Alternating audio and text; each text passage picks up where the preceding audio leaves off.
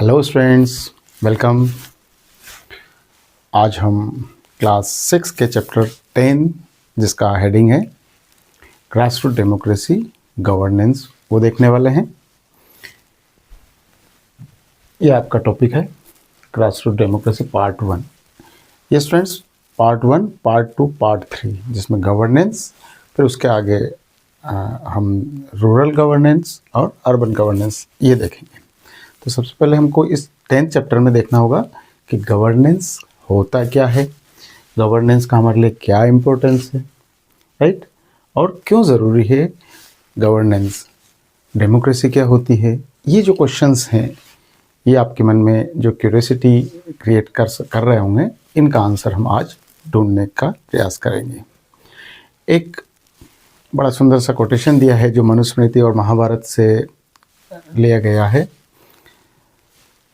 राजा नाम धर्मो गोप्तरम, धर्मो रक्षति रक्षतः।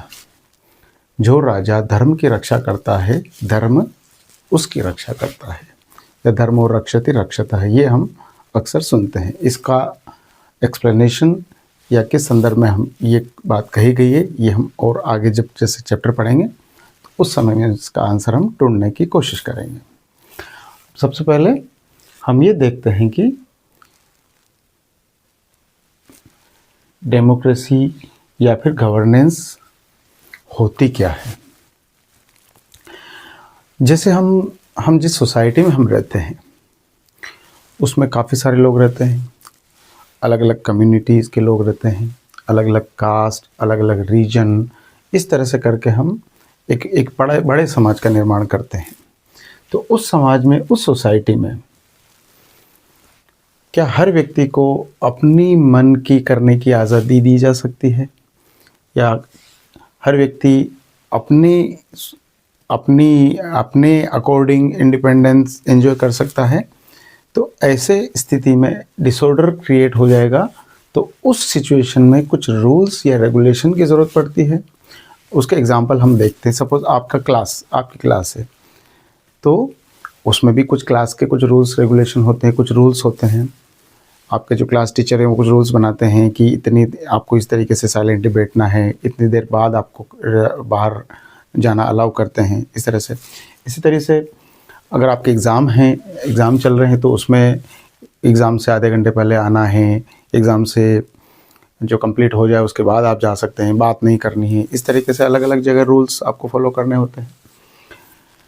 आप कहीं एम्प्लॉयड हैं, कहीं सर्विस करते हैं, जॉब करते हैं, वहाँ पे आपको एम्प्लॉयर के रूल्स मानने होते हैं। मीन्स स्टूडेंट्स, क्या कहने का तात्पर्य ये है कि हर जगह एक डिसिप्लिन, एक ऑर्डर मेंटेन करने के लिए आपको रूल्स फॉलो करने होते हैं। ठीक है, आप इमेजिन करें रोड पे चल रहे हैं, अगर लोगों ने ट्रैफिक रूल्स मानना बंद कर दिया, या कहीं क्राउड में हैं, अगर क्राउड में कहीं डिसिप्लिन अगर टूट जाता है तो क्या उसके कॉन्सिक्वेंसेस होते हैं? बिल्कुल डिसऑर्डर फैल जाएगा। तो इस डिसऑर्डर से बचने के लिए, ऑर्डर मेंटेन करने के लिए हमें कुछ डिसिप्लिन, कुछ रूल्स, कुछ रेगुलेशन की रिक्वायरमेंट होगी। ये रूल्स एंड रेगुलेशन जो है वो गवर्नेंस का पार्ट होता है। आगे हम देखते हैं ये रूल्स एंड रेगुलेशन जो होता है बेसिकली वो बनाता कौन है, वो कब बनाता है, कैसे बनाता है, कौन बनाता है, ये भी हम आगे देखेंगे इसमें।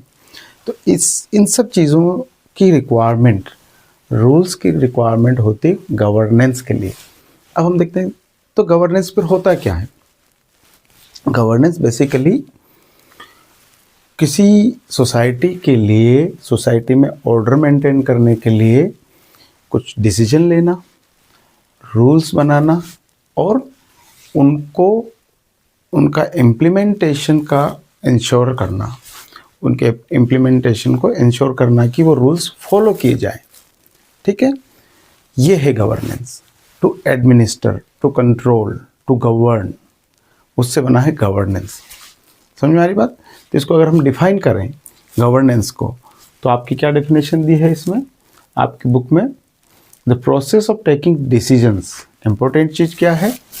सबसे पहले डिसीजन लेना, एंड देन सबसे पहले आप देखेंगे तो डिसीजन लिया जाता है। अब इसके अलावा रूल्स बनाए जाते हैं और उनको फॉलो करवाया जाता है। ये 3 चीज़ें आपकी गवर्नेंस में आ जाती है। ठीक है, सोसाइटी में ऑर्डर या ऑर्गेनाइज करना उसको किसके थ्रू, रूल्स के द्वारा, और उनको फॉलो करवाना रूल्स को। ये भी तो है, खाली रूल्स बना लोगे तो क्या होगा उससे, रूल्स बनाने के बाद उसको जब तक इम्प्लीमेंटेशन नहीं होगा, उसको लोग मानेंगे नहीं, तब तक ऑर्डर कैसे मेंटेन होगा। ये 3 चीज़ें हैं। ये बेसिकली ये प्रोसेस क्या कहलाती है, गवर्नेंस।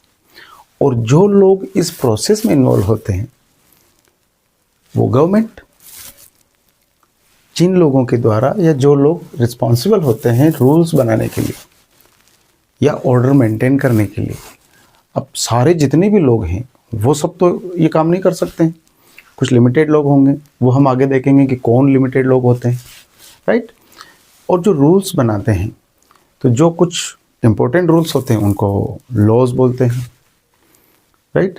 उसका एक प्रोसेस होता है लॉज फॉर्मेशन का, उसके लिए गाइडेंस हमको दिया हुआ है, हमारी जो कॉन्स्टिट्यूशन है, हमारी बुक है, जो रूल्स रेगुलेशन की बुक है, जिसके द्वारा जो हमारी गवर्नमेंट या हमारा जो गवर्नेंस का जो सिस्टम लागू होता है या इम्प्लीमेंट करवाया जाता है, उसको उसका इंस्पिरेशन या उसका गाइडेंस कहाँ से लिया जाता है स्टूडेंट्स, उसका गाइडेंस का सोर्स है हमारा कॉन्स्टिट्यूशन, राइट। ये मोटा मोटा एक मेजर आपको आइडिया लगा कि गवर्नेंस क्या होती है, गवर्नमेंट क्या होती है, और लॉज वगैरह क्या होते हैं। आगे चलते हैं। देखो, आप जगह जगह अलग अलग सिचुएशंस हैं, आप कहीं भी चले जाइए, रोड ट्रैफिक पे अगर चल रहे हैं आप, अगर रूल्स फॉलो नहीं करेंगे तो क्या बिल्कुल हैप्पीजार्ड वे में सब चलने लग जाएंगे, डिसऑर्डर फैल जाएगा। इसी तरह से क्लास में या कहीं भी देख लीजिए आप, जहाँ रूल्स अगर फॉलो नहीं होंगे तो वहाँ पे प्रॉब्लम क्रिएट होगी। ट्रैफिक में देखो आप, एक्सीडेंट होने लग जाएंगे।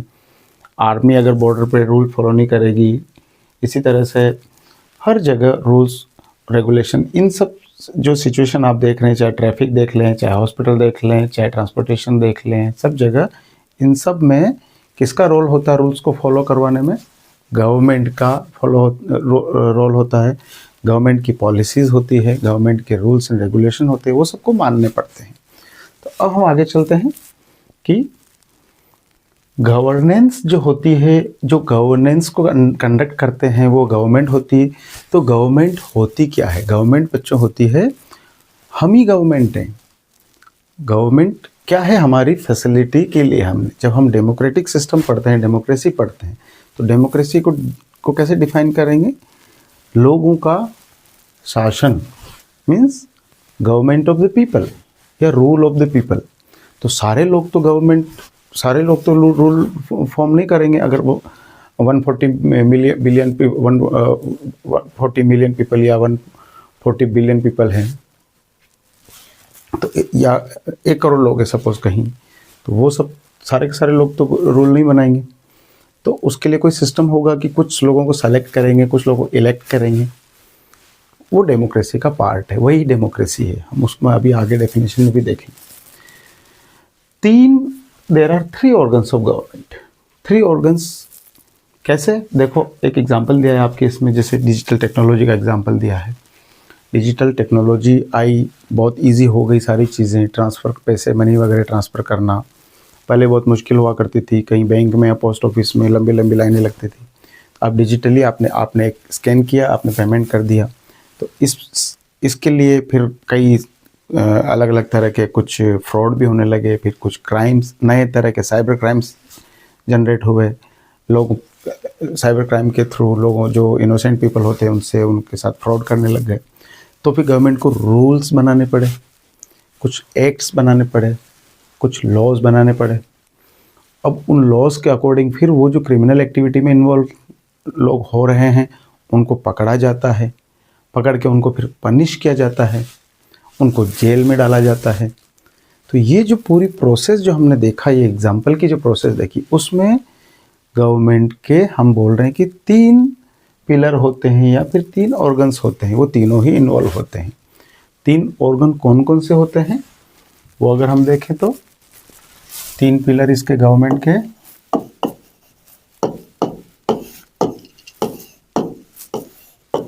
लेजिस्लेचर,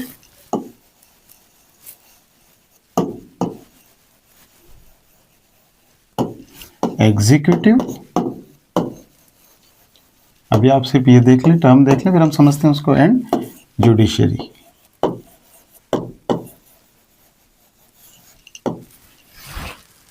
लेजिस्लेचर मतलब होता है ऐसा ऑर्गन जो रूल्स या लॉज बनाता है, विच मेक्स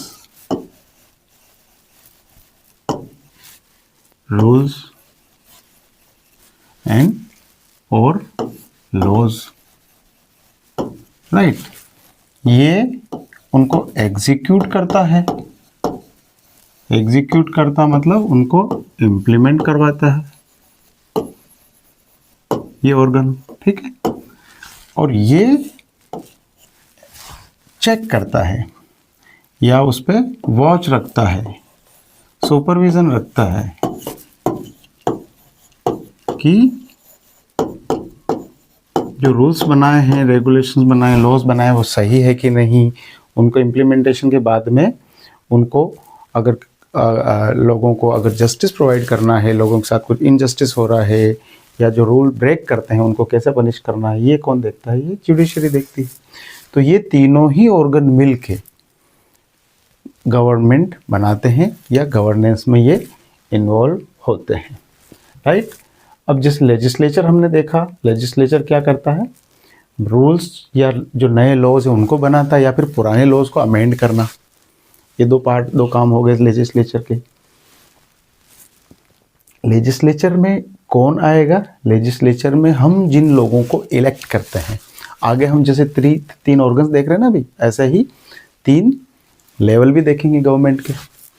तो लेजिस्लेचर से अभी आप समझ लो कि जो लोग रूल्स बनाने वाले हैं, जो लोग रूल्स में अमेंडमेंट करने वाले हैं, मतलब रूल्स फॉर्मेशन से रिलेटेड जो काम करते हैं।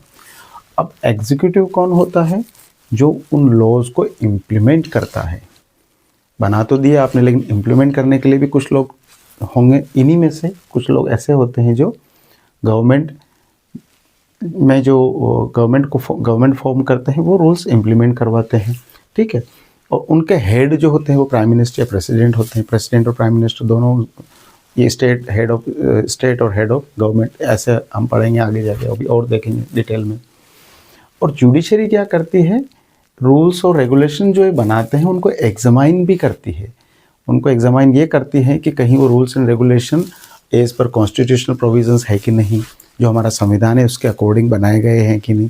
ऐसा तो नहीं है कि लोगों के जो बेसिक राइट्स हैं उनका हनन हो रहा है, लोगों को फंडामेंटल राइट्स है उनको छीना जा रहा है। अभी जैसे गवर्नमेंट अब बिल्कुल फ्री हो जाए तो कैसे भी रूल बना लेगी, वो किसी को भी पकड़ के उठा के जेल में डाल देगी। तो ऐसा नहीं कर सकते। इस चीज़ को इंश्योर करता है जुडिशरी, इस चीज़ को इंश्योर करती है। जुडिशरी में कौन आते हैं? जुडिशरी में आते हैं courts, supreme court, high courts, district courts, municipal courts, ये। और एग्जीक्यूटिव में कौन आते हैं? Government, council of ministers.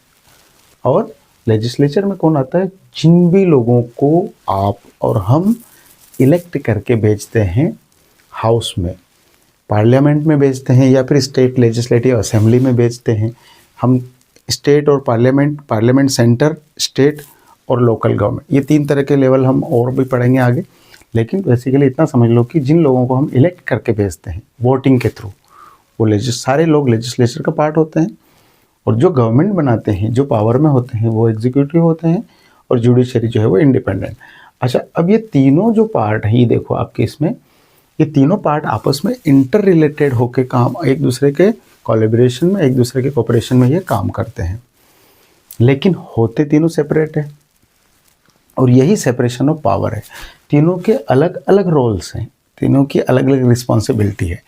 जैसे आपने सारे मेंबर ऑफ पार्लियामेंट भेज दिए, जितने भी इलेक्ट हुए सारे इंडिया में 550, वो सारे के सारे 545 वो लेजिस्लेचर का पार्ट है। जो हमारे मेंबर ऑफ पार्लियामेंट्स होते हैं वो पार्लियामेंट में बैठते हैं, राज्यसभा और लोकसभा में, अलग अलग दोनों में।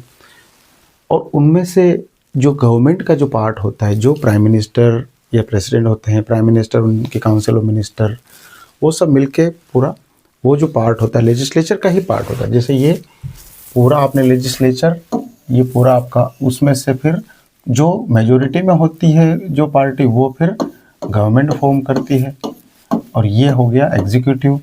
ये तो पूरा हो गया लेजिस्लेचर, ये हो गए एग्जीक्यूटिव, और ये एक अलग बॉडी हो गई, जुडिशरी हो गई।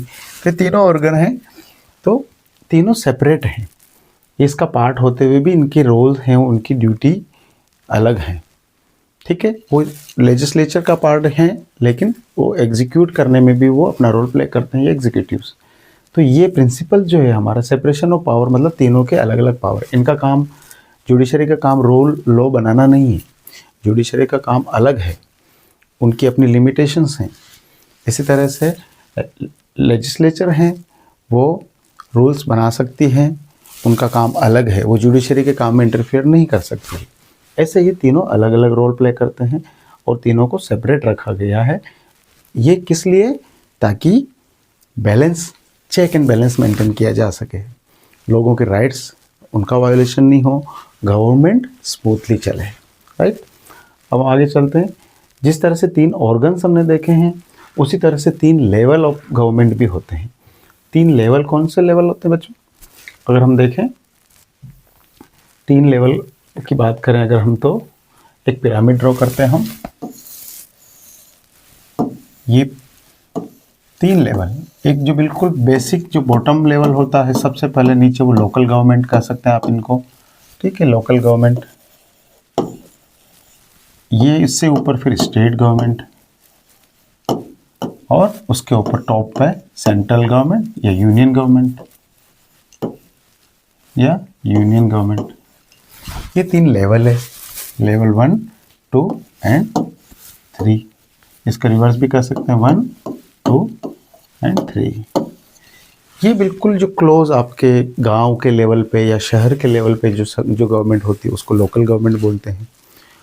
अब फिर कई सारे गांव, छोटे छोटे गांव हमारे डिस्ट्रिक्ट्स बनाते हैं, छोटे छोटे गांव मिलके, फिर डिस्ट्रिक्ट्स से स्टेट बनता है, तो स्टेट की एक अलग गवर्नमेंट होती है, वो एक इंटरमीडिएट गवर्नमेंट हो गई। और सबसे टॉप लेवल पे जो पूरे नेशनल लेवल पे जो गवर्नमेंट होती है, पूरे जिसमें पूरे देश के रिप्रेजेंटेटिव चुन के आते हैं, वो सेंट्रल गवर्नमेंट होती है। तो ये 3 लेवल है। बिल्कुल ग्रास रूट लेवल का क्या मतलब क्या होता है? जिसमें लोग डायरेक्टली इन्वॉल्व होते हैं। हर एक व्यक्ति जो 18 ईयर्स का है, एज अचीव कर चुका है, जिसको वोटिंग राइट मिल चुका है, वो वोट डालने का राइट रखता है, तो वो उसमें इन्वॉल्व हो सकता है।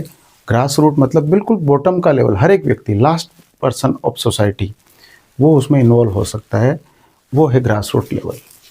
तो ये 3 लेवल है, हम देखा, एक विलेज या टाउन के लेवल पे, स्टेट लेवल पे और नेशनल लेवल पे।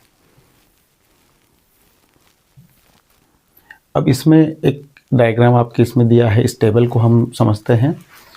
इसमें 3 ऑर्गन हमने देखा, तीनों ऑर्गन 3 लेवल पे कैसे काम करते हैं। 3 ऑर्गन तो हमने देख लिए और 3 लेवल भी देख लिए। अब ये तीनों ऑर्गन, लेजिस्लेचर, एग्जीक्यूटिव और जुडिशरी, ये तीनों 3 लेवल पे कैसे काम करते हैं। जुडिशरी अगर हम देखें तो ऑल इंडिया लेवल पे जो सबसे टॉप मोस्ट जो जुडिशरी का जो ऑर्गन है वो क्या है बच्चों? सुप्रीम कोर्ट, फिर हाई कोर्ट, और फिर डिस्ट्रिक्ट लेवल पे डिस्ट्रिक्ट कोर्ट, और नीचे जाएंगे तो म्यूनसिपल कोर्ट आ जाएंगे। तो ये जुडिशरी के 3 ऑर्गन हैं, सुप्रीम कोर्ट, हाई कोर्ट, और स्टेट और लोकल लेवल पे भी और छोटे लेवल पे कोर्ट्स होते हैं। लेजिस्लेचर में हमने कौन लोग देखे थे? जो रूल्स या जो लॉज बनाते हैं।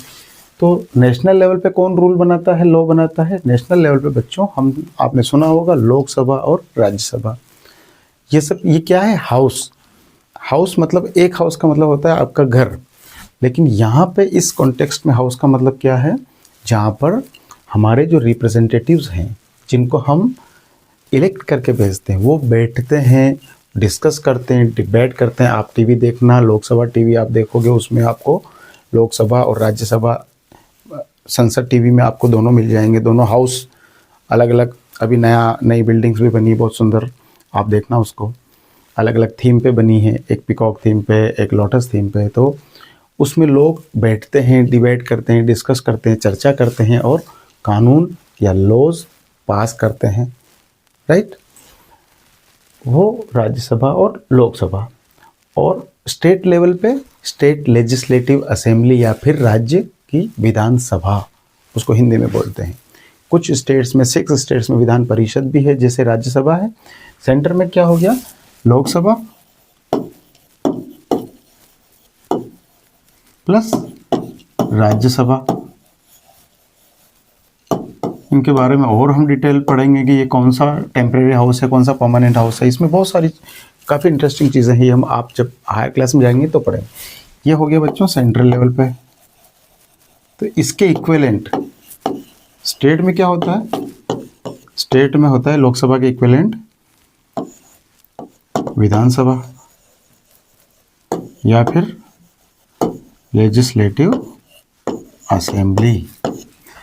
राज्यसभा के इक्विवेलेंट होता है विधान परिषद या लेजिस्लेटिव काउंसिल। ये कुछ स्टेट्स में, सब जगह नहीं, मैक्सिमम स्टेट में, मेजोरिटी जो स्टेट्स है उसमें ये विधानसभा। यहाँ पर क्या होता है, अब ये जो लोकसभा के जो मेंबर होते हैं उनको हम क्या बोलते हैं, member of parliament, MP,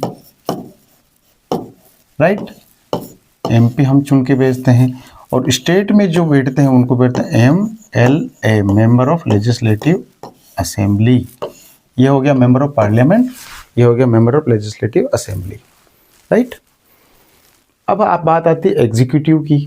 executive में हमने क्या बोला, जो रूल्स को, लॉज को इम्प्लीमेंट करवाने का काम करते हैं, जो गवर्नमेंट फॉर्म करते हैं, राइट। आप इलेक्शन करते हैं, वोटिंग करते हैं, वोटिंग में जिस पार्टी को भी मेजोरिटी की सीट्स मिलती, जिसको बहुमत मिलता है, ठीक है, वो अपनी गवर्नमेंट फॉर्म करते हैं। उसमें से वो प्राइम मिनिस्टर को अपने में से इलेक्ट करते हैं और काउंसिल ऑफ मिनिस्टर बनती है जिसमें पूरे मिनिस्टर्स होते हैं, कैबिनेट मिनिस्टर का फॉर्मेशन होता है। फिर वो रूल्स एंड रेगुलेशन को इनिशिएट करते हैं और वो इम्प्लीमेंटेशन करवाने का काम करते हैं ब्यूरोक्रेसी के थ्रू, एडमिनिस्ट्रेटर्स के थ्रू। तो एग्जीक्यूटिव में सेंट्रल लेवल पे कौन होता है, सेंट्रल लेवल पे प्रेसिडेंट और प्राइम मिनिस्टर, ये 2 पोस्ट होती है स्टूडेंट्स। प्रेसिडेंट होता है एक, तो एक प्राइम मिनिस्टर। अब इसमें आप एक टर्म आती है आपके इसमें, एक नॉमिनल एग्जीक्यूटिव। प्रेसिडेंट हेड होता है स्टेट का, राइट, लेकिन प्रेसिडेंट डायरेक्ट हम नहीं चुनते हैं। और एक होता है प्राइम मिनिस्टर। तो नॉमिनल हेड ये होता है nominal head. Nominal head means क्या होता है, ज़्यादा पावर इनके पास नहीं है, ये नाम मात्र के हेड होते हैं। और ये रियल हेड होते हैं। रियल हेड होते हैं मतलब चुन के आते हैं पब्लिक में से, तो इनके पास ज़्यादा पावर होती है ये।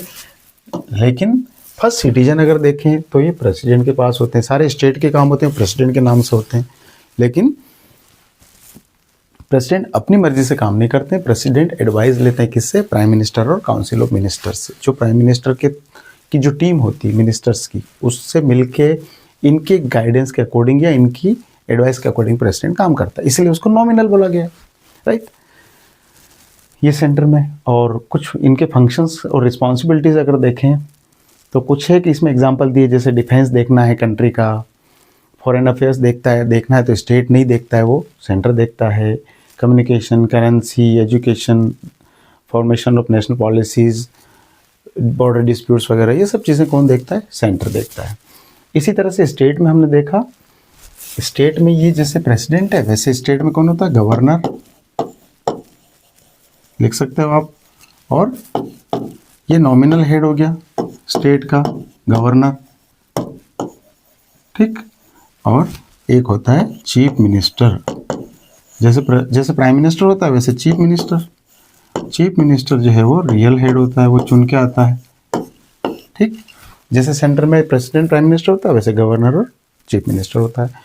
इसकी भी कुछ काम है, जैसे इसकी पॉलिसी, इसमें जैसे पुलिस और लॉ एंड ऑर्डर है वो स्टेट के उसमें काम अंडर आते हैं। और इसके अलावा कुछ सेंटर के अकॉर्डिंग कुछ लॉज बनाने होते हैं। पब्लिक हेल्थ है, एजुकेशन है, एग्रीकल्चर है, इरिगेशन है, ये सारी चीज़ें। लोकल गवर्नमेंट को भी कौन देखता है, स्टेट गवर्नमेंट देखती है। ये इनके फंक्शंस हैं। नॉमिनल हेड की डेफिनेशन दी है इसमें, जो सिर्फ नाम मात्र का होता है। और हाउस जिसमें जो लोग इकट्ठे होकर बैठ के डिस्कस करते हैं, डिबेट करते हैं, राइट। आई होप ये आपको समझ में आ रहा होगा। इसमें आपके एक APJ अब्दुल कलाम साहब का एग्जाम्पल दिया है, अबुल पाकिर जैनुद्दीन अब्दुल कलाम, जैनुद्दीन, ऐसा कुछ है। तो इनका बर्थ हुआ था रामेश्वरम में 1931 में। एक बहुत ही हम्बल बैकग्राउंड से, बिल्कुल बॉटम जी, बिल्कुल गरीबी से, बिल्कुल गांव से पले बढ़े, और ये एक आगे जाके बहुत बड़े साइंटिस्ट बनते हैं जिनको मिसाइल मैन के नाम से जाना जाता है, मिसाइल मैन ऑफ इंडिया। इन्होंने पूरा integrated missile development programme lead किया था, जिसमें हम पृथ्वी, अग्नि, नाग, ये सब, आकाश, ये मिसाइल्स जो हैं उनका डेवलपमेंट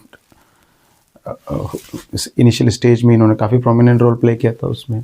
फिर आगे जाके ये प्रेसिडेंट बने और 11th प्रेसिडेंट बने। लेकिन ये हमेशा बॉटम ऑफ सोसाइटी या ग्राउंड से जुड़े रहे। एजुकेशन के थ्रू विज़न, डेवलप्ड इंडिया के लिए विज़न इन्होंने प्रोड्यूस किया था, और इनका विज़न था कि बहुत जल्दी 2020 तक या फिर ऐसा कुछ ईयर्स तक उनको इंडिया को डेवलप बनाना है। तो एक जगह फिर वो एजुकेशन के ग्राउंड में मीन्स कहीं लेक्चर देते हुए उनको कार्डियक अरेस्ट हुआ और उनकी डेथ हो गई थी। तो ये बहुत ही एक विजनरी एक पर्सनालिटी हुए हैं, और इनकी बायोग्राफी है विंग्स ऑफ द फायर। कभी आगे पढ़ने का मौका मिले तो पढ़ना आप। इन्होंने काफ़ी इंस्पिरेशनल चीज़ें बोली है, काफ़ी इंस्पिरेशनल कोट्स भी आते हैं कि ड्रीम्स वो नहीं है जो आप सो के देखते हैं, बल्कि ड्रीम्स वो है जो आपको सोने नहीं देते हैं। कितनी खूबसूरत बात बोली है।